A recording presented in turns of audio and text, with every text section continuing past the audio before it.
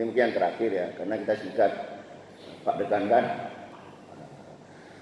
Sebenarnya sejarah apa yang mana, sejauh mana dikatakan itu sudah berlaku hukum safar?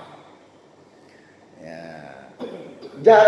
Jarak berapa kilometer dikatakan sudah berlaku hukum safar? Nah, apakah misalnya saya dari sini dari Banda Aceh pergi ke Lok Nga itu sudah berlaku hukum safar atau tidak? Misal. Nah, kita lihat ini hadis-hadis Nabi dan pendapat para ulama. Kalau menurut mazhab Imam Asy-Syafi'i ya, tapi tidak seluruh pengikut mazhab Syafi'i. Juga sebagian pengikut mazhab Hambali, sebagian ulama Hambali dan juga Maliki, mereka berpendapat batas berlaku hukum safar itu 48 mil. 48 mil. Apa dalilnya? Dalilnya adalah hadis diriwayatkan oleh Imam Bukhari Muslim, ya bunyinya kana Ibnu Umar dan Ibnu Abbas.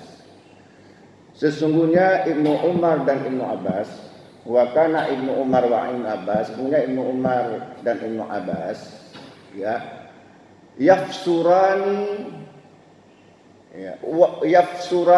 wa yaftirani, keduanya itu meringkas salat dan berbuka ala bi arba'ati burudin, ketika perjalanan 4 burud, wahya sittata asyara farsakhan.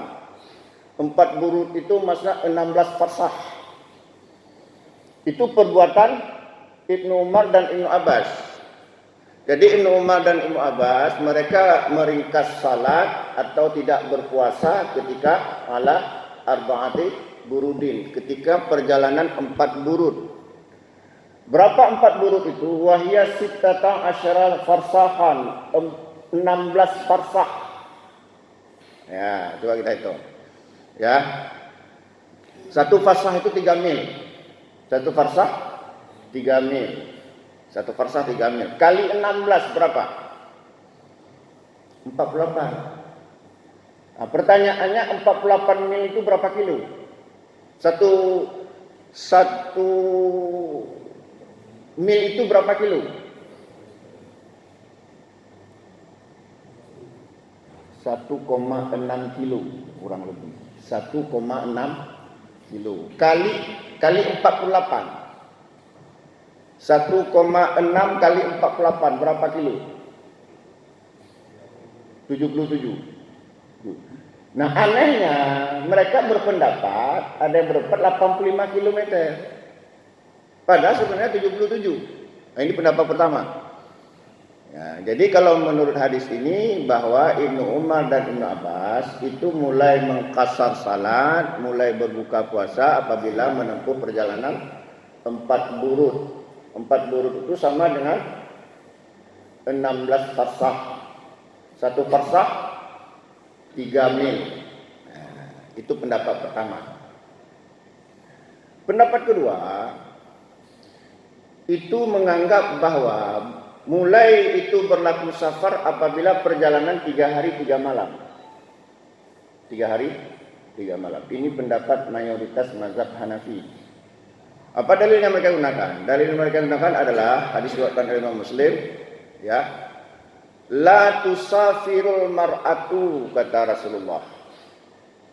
Tidak boleh seorang perempuan bersafar.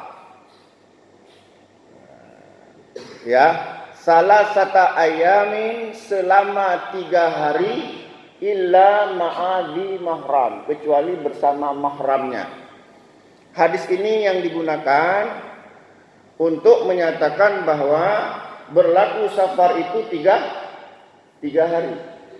Mereka juga mengambil tentang hadis tentang mengusap sepatu. Kata Nabi, ja'ala Rasulullah sallallahu alaihi wasallam, kata sahabat, ja'ala Rasulullah sallallahu alaihi wasallam, Rasulullah menjadikan mengusap sepatu, ya, lil musafir, bagi musafir itu salasata ayamin wa layaliyahunna, 3 hari 3 malam, wa yauman Walailatan lil muqim, tetapi bagi muqim mengusap sepatu, maksudnya mengusap sepatu, enggak perlu buka sepatu kalau kita berwudu, jika sebelumnya kita pakai sepatu dalam keadaan suci.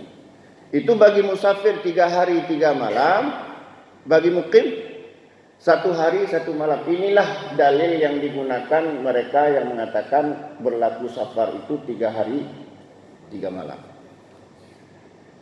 Tapi sebenarnya yang rajih yang mana? Yang rajih itu adalah hadis diriwayatkan oleh Imam Bukhari, Imam Muslim dan lainnya dari Anas bin Malik. Kata Anas bin Malik, ya, kana Rasulullah sallallahu alaihi wasallam bil Madinah arba'an. Kata Anas bin Malik, Rasulullah sallallahu alaihi wasallam salat di Madinah 4 rakaat. Ya.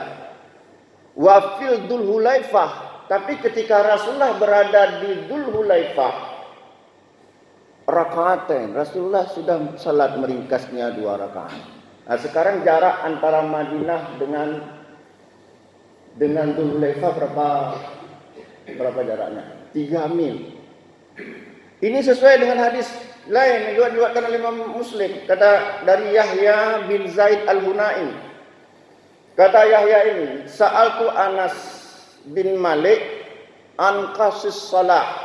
Aku bertanya kepada Imam Malik tentang meringkas salat.